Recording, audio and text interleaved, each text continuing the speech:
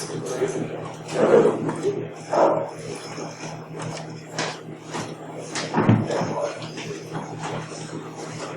he is.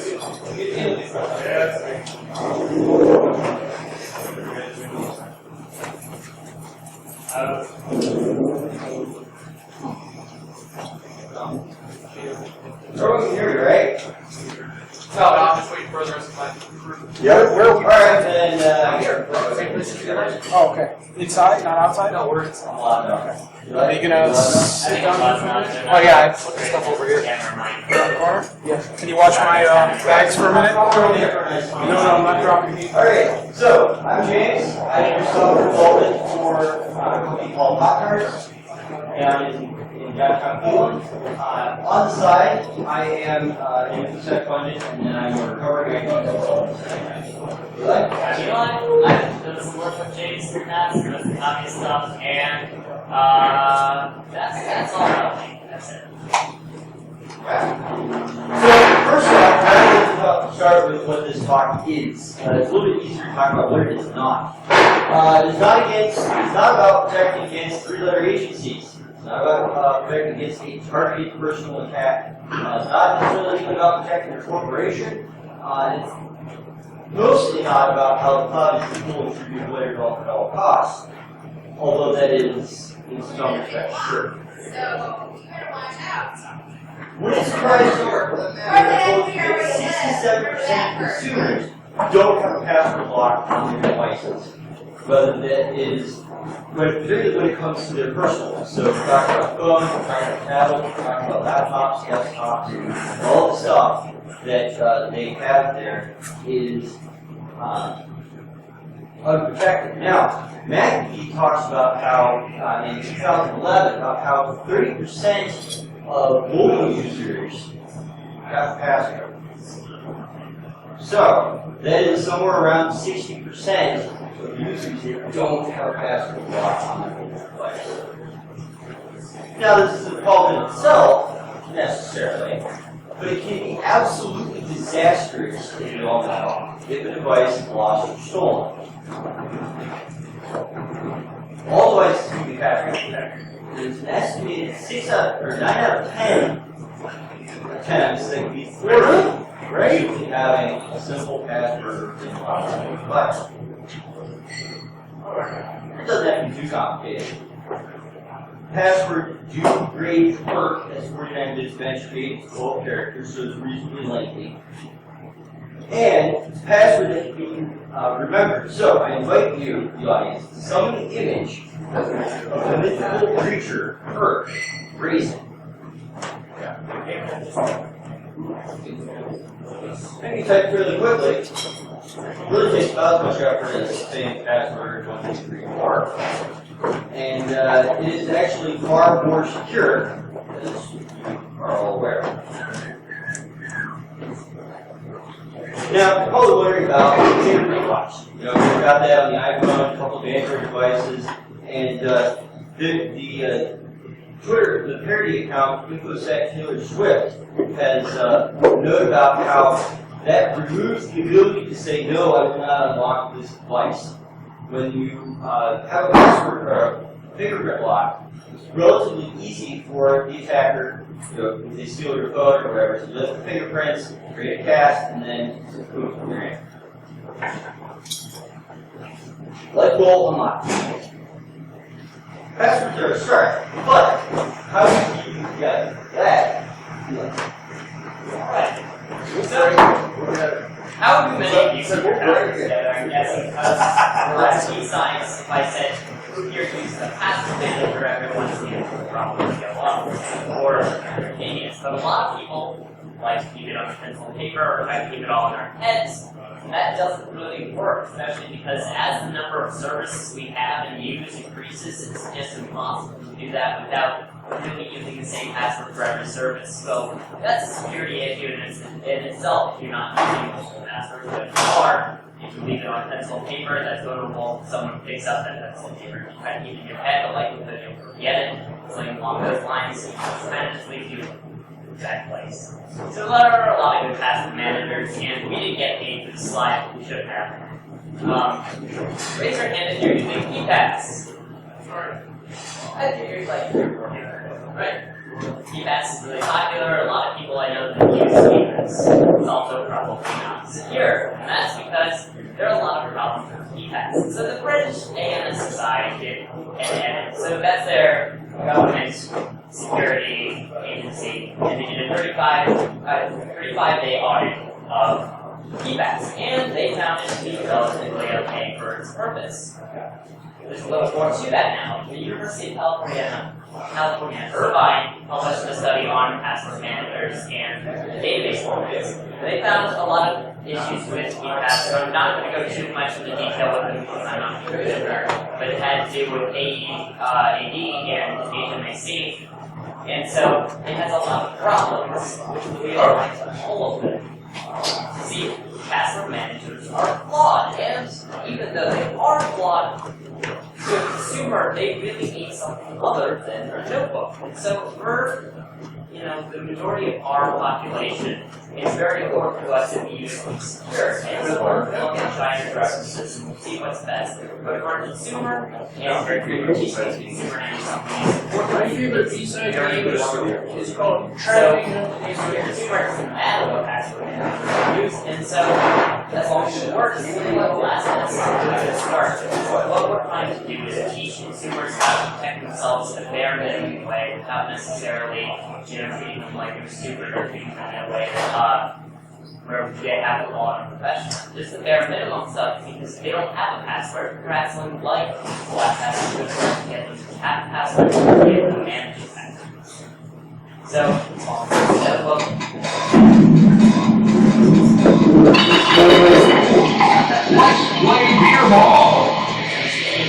presentation?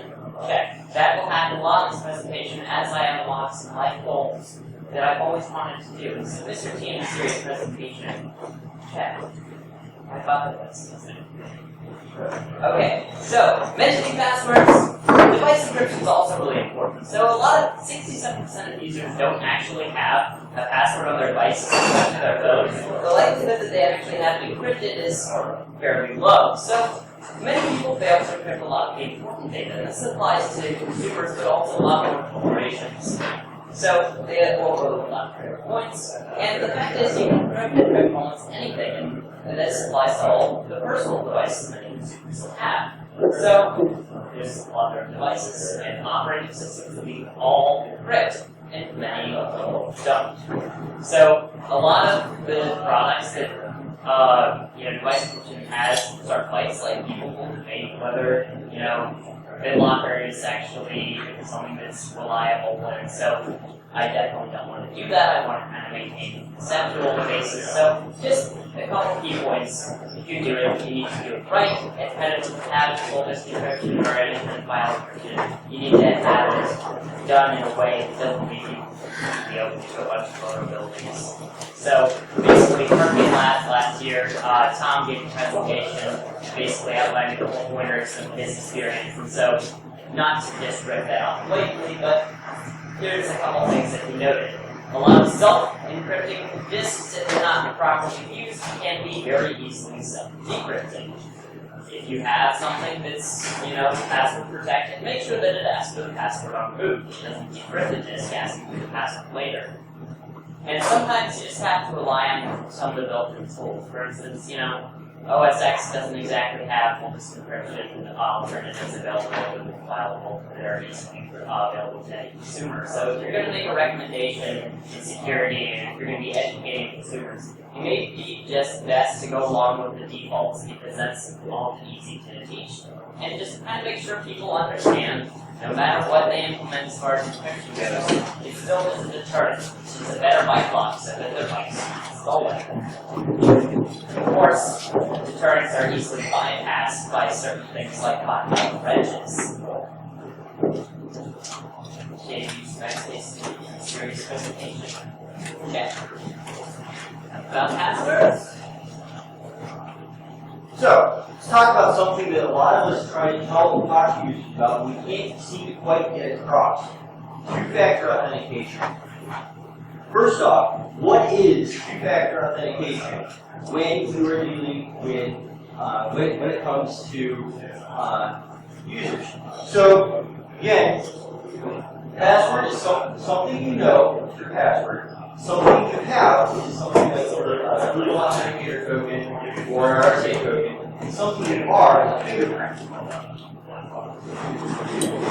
Now that you know what that is, talk about why two-factor authentication is important for a consumer with their service.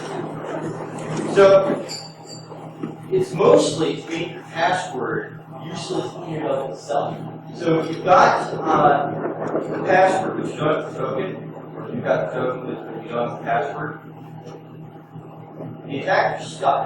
And so it's to decrease the attack, decrease the difference, the likelihood that one piece of information will make the attacker have everything that they need.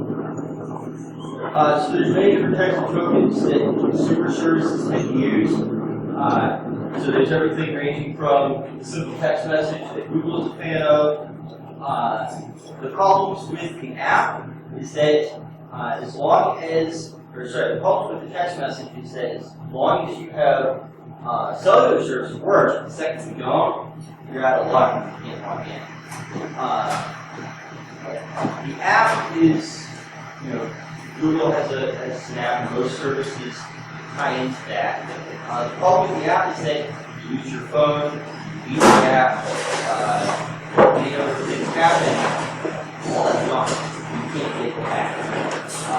There is a service called Rocky that if you trust it, will encrypt things to encrypt all of your Google Authenticator tokens, upload them to the cloud, and then you can sync them across your various devices. So that is for consumers probably really better. And then you can enter it in the format, you should put in your username and password to log in. Now, the RSA token, how many of us are familiar with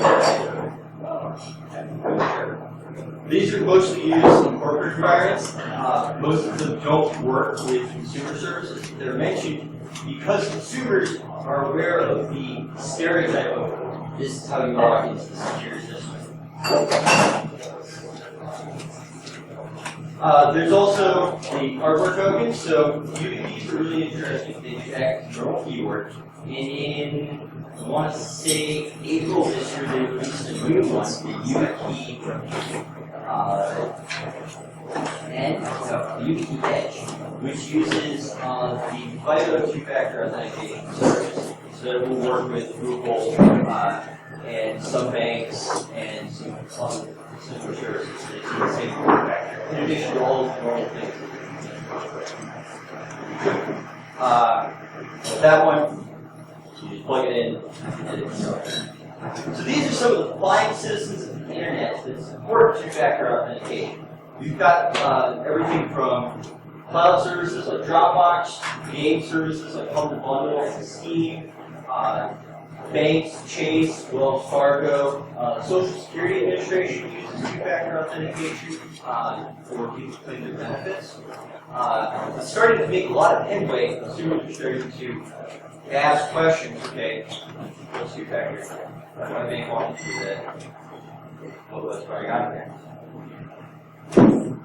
And with that, move on to the second part. Now that we've talked about securing your accounts, move on to the second part, which is securing your computer.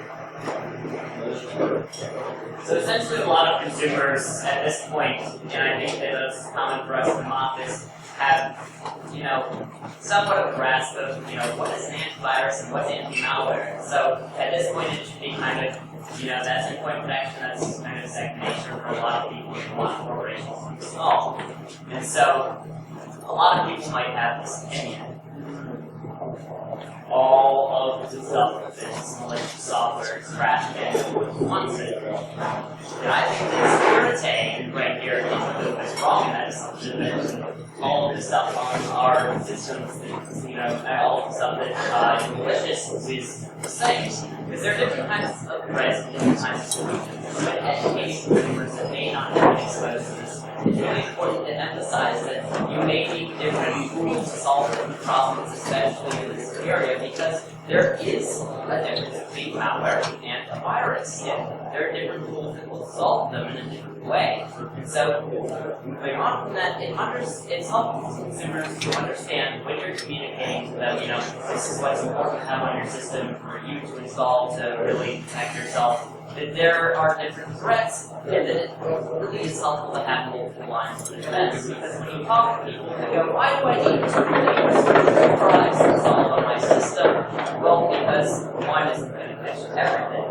So, there's some fairly decent products, some questionable services, but product choices are twice, and there are definitely different measures of success. Doing research on this, people make broad metrics that say one is better than another. Maybe types of sponsorships, and that can be really challenging for a lot of people because consumers may not know what's best. But in the end, nothing's perfect as long as you, as an educator, can really kind of give something to them on your best judgment of what's really a good product or what's really a good defense to use in this kind of area. That's how we know best. I think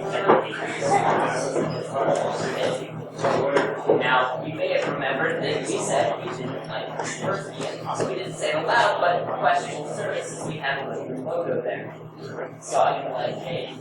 Yeah. So, how many of us recommend Kaspersky have recommended Kaspersky to our end users for use on their websites? And what is actually best by those metrics? In fact, it outranks Malwarebytes in a lot of places where Malwarebytes has been for years. So one of the things is that by default, when you install Kaspersky, it turns on a feature called Save Money. Let's play beer ball! Against man-in-the-middle attacks on online banking and similar services.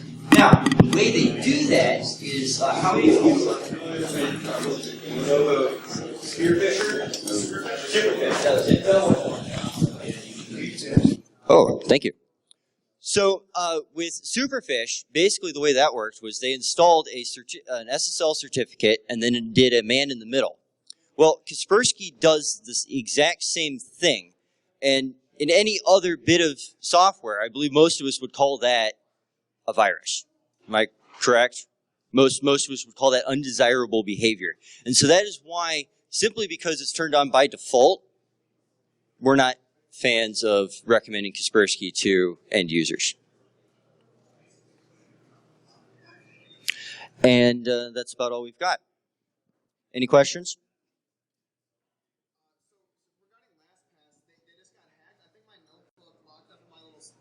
Still looking like a better solution. I can't be convinced to use LastPass, KeyPass, anything like that, especially when they're all getting hacked. All right, so with LastPass, security is an onion. And so they got at the very first layer, which was the master password vaults. And when you're going at it from that perspective, again, like with other ones, like what we were talking about with two-factor authentication, that in and of itself is useless without the actual password database itself.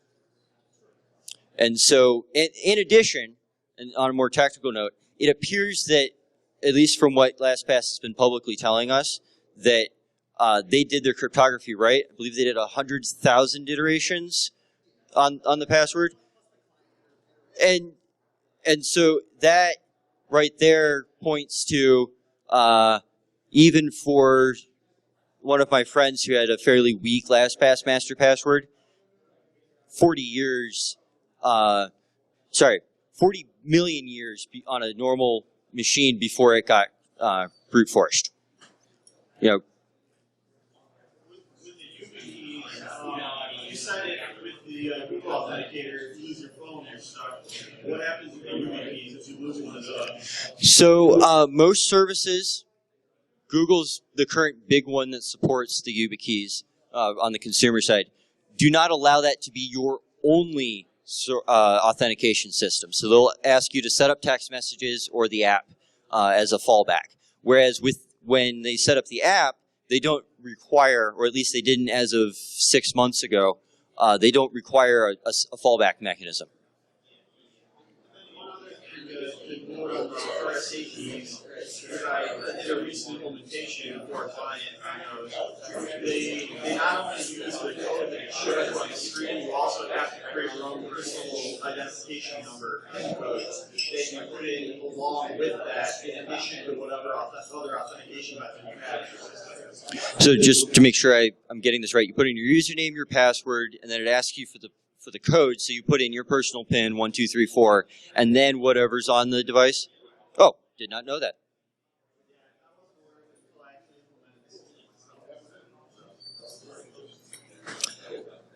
Anything else? All right, thank you very much.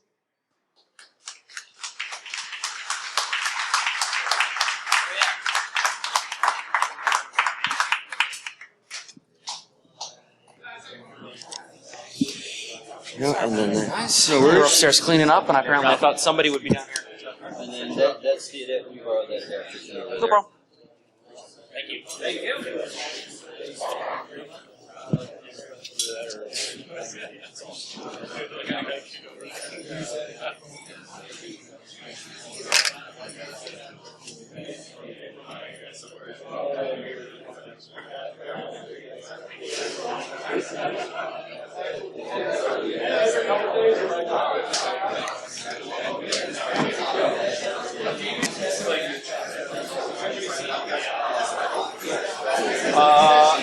He might be upstairs coiling his cables. Do you have a Mac?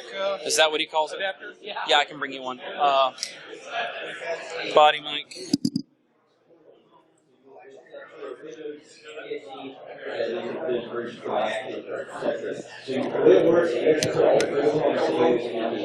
Take the other versions as translated. Once you sign with one of the accounts, they will save it all through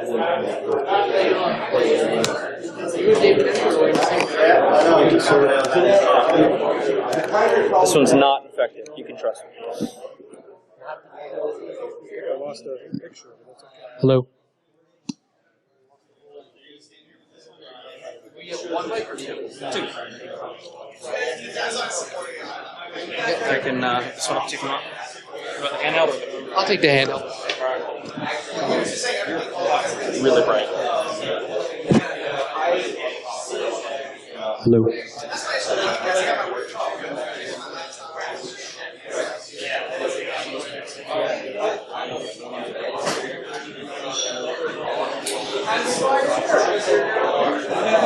They both got hurt. Oh, no. So they're like wounded and walking out of the park. It's terrible.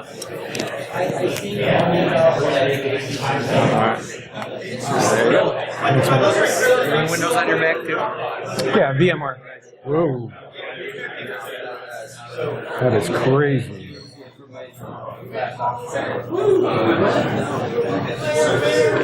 Okay, that's like how you like it for, I mean, you can plug it into the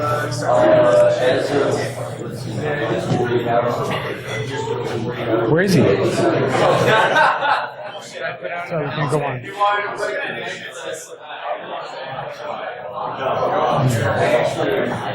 It is so stinking dark in here with the lights.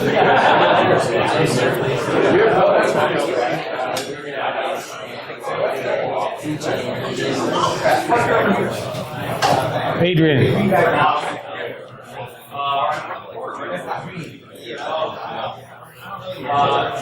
Jeff, you got Adrian's locked? Yeah, they're on the table. On the table. In the purple, the Crown Royal bag right over there.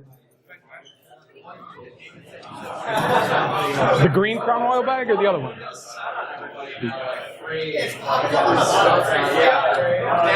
They already had me sign up for like 3. Those aren't the ones, right?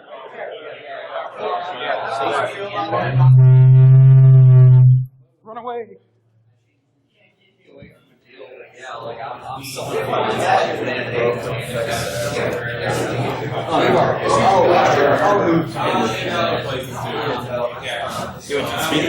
What's that? You went to the speaker. I did. Well, I was trying to chase him down. Paging. I just turned it off. Well, we're going to do this without Damon, I guess. He's right there.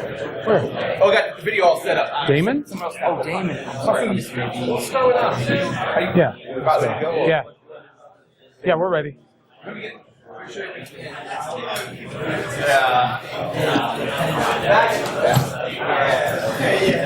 Hey, Matt. How are you? Good to see you. Good to see you too. Matt Neely. Yeah.